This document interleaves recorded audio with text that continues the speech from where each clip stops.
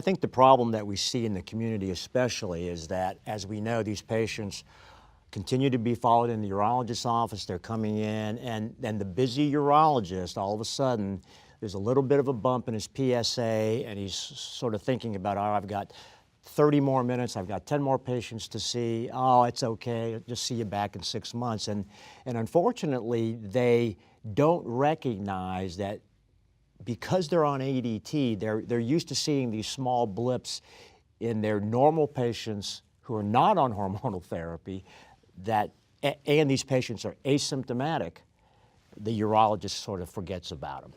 So Phil, you were part of a committee that published some recommendations only, about what providers, when should we start looking for metastatic disease in this particular patient population. Would you mind going over that for us? So this was the RADAR working group, and I was honored to be a part of it with Raoul, Neil, and many other distinguished physicians.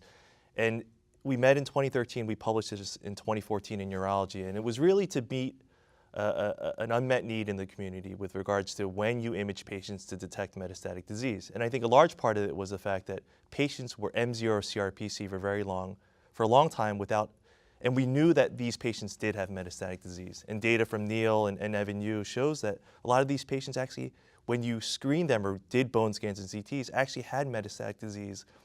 We just weren't looking for them.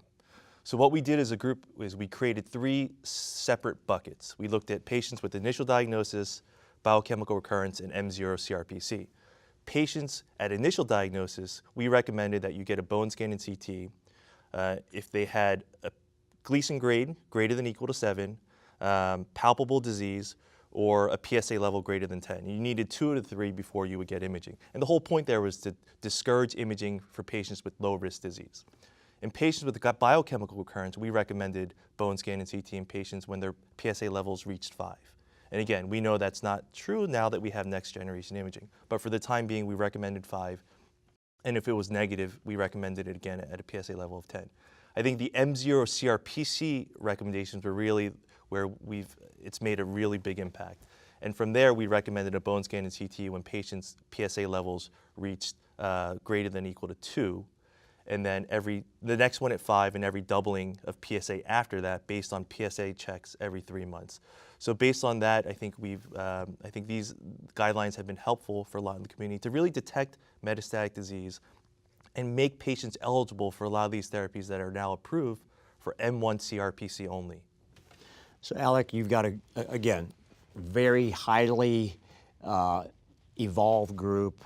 Again, from a guideline standpoint, are your partners accepting, and again, these are just recommendations. I mean, this was a consensus statement. So how is your partnership sort of evolved with relative to looking and scanning in these patients using the guidelines?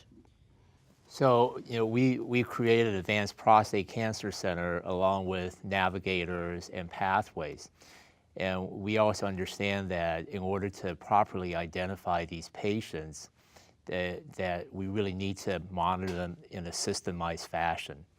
So, so we put all patients on ADT on a database, and our navigators are systematically making sure that they actually have routine PSA testosterone levels obtained, because in the past, there are studies done by Genesis, urology in San Diego, which show that patients just in your general community urology group, they're often, the PSAs are not obtained routinely, and testosterone levels are often never obtained. So first of all, we just make sure that those are in fact obtained, and then they're reviewed in a systemized fashion by our navigator so they can identify patients who need imaging, based exactly on the RADAR criteria that's been that Phil talked about. Are your navigators? Do you empower your navigators? Because obviously this is a huge problem in many large community practices. Are your navigators empowered if they see that they meet the criteria, as Neil spelled out, that they meet the definition of CRPC, and they haven't had a scan within a year? Are they empowered to go ahead and order the scan, or do you have to route that through the treating physician? Yeah, we always, the navigators, would always email or text within our electronic medical records the treating physician, say Mr. So-and-so has been, noted to have this, and, probably should consider obtaining some imaging studies.